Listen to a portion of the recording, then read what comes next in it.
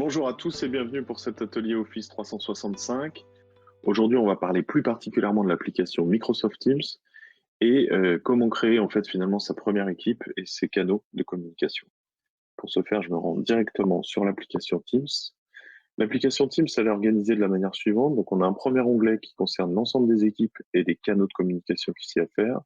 Un autre onglet qui concerne les conversations que vous allez pouvoir démarrer ou poursuivre avec l'ensemble des contacts de votre entreprise, et un onglet activité qui reprend finalement sous forme de flux ou de timeline l'ensemble des actions qui ont été faites à travers le logiciel.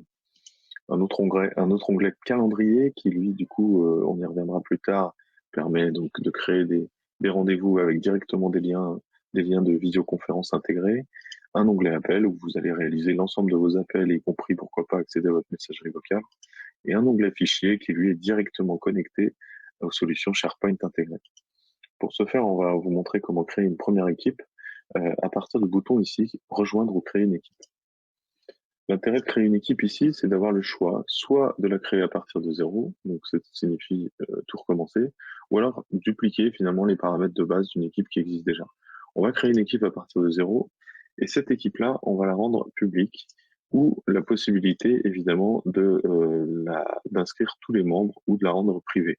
Donc quand une équipe est privée, c'est qu'elle est privée à l'intérieur de votre environnement, c'est-à-dire que seuls les utilisateurs qui ont été invités peuvent s'y inscrire. Quand elle est publique, là, ce sont tous les utilisateurs de votre organisation qui peuvent la rejoindre. Évidemment, elle reste à l'échelle de votre organisation et elle n'est évidemment pas publiée sur Internet. Et enfin, à l'échelle de votre organisation signifie que tous les utilisateurs y seront automatiquement intégrés. Donc, on va créer une première équipe. Dans cette équipe, tout le monde va pouvoir y être intégré et on va pouvoir utiliser un système de canaux. Les canaux, ce sont ces points là ici que l'on retrouve, qui sont finalement des forums de discussion ou des chats comme on peut retrouver un peu partout. L'avantage de mettre en place un canal, c'est qu'il permet une communication qui soit beaucoup plus collaborative et donc asynchrone avec l'ensemble de l'équipe. L'autre avantage aussi, c'est qu'évidemment, il va limiter drastiquement le nombre de mails qui sont échangés en interne avec les emails en copie de tout le monde, ce qui évite évidemment d'avoir un certain nombre d'emails qui viennent polluer le quotidien et donc de limiter les échanges inutiles entre collaborateurs par email et surtout de pouvoir également à chacun de donner son avis sur un certain nombre de sujets qui y sont mis. Alors il y a plusieurs façons de faire en ce qui concerne les bonnes pratiques. Nous, on en a une principales, enfin deux en tout cas qu'on va vous donner. Une première qui concerne tous les canaux dits de type feed, c'est-à-dire des canaux descendants dans lesquels on va indiquer des informations qui n'ont pas forcément besoin d'être débattues.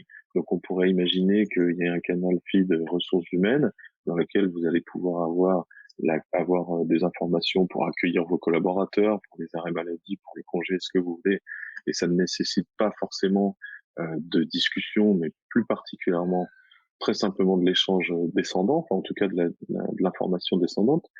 Et puis on a un deuxième type de canal qui s'appelle du coup un canal team, où là on va pouvoir positionner les équipes, et les équipes vont pouvoir discuter entre elles via ce canal.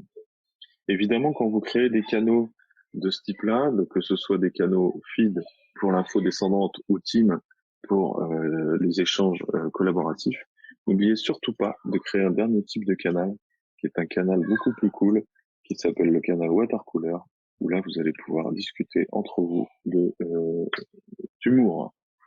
C'est important de laisser cette soupape cette soupape aux collaborateurs, ce qui évitera de positionner des éléments humoristiques dans d'autres canaux beaucoup plus importants.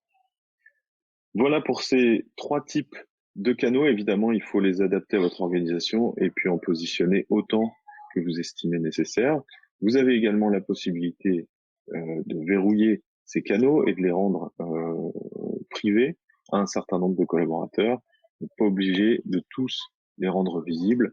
Et pour ce faire, il me semble qu'on peut ajouter des canaux de type privé qui vous permettraient éventuellement d'avoir une discussion d'équipe autour de la finance, par exemple, ou d'autres sujets dont vous auriez besoin.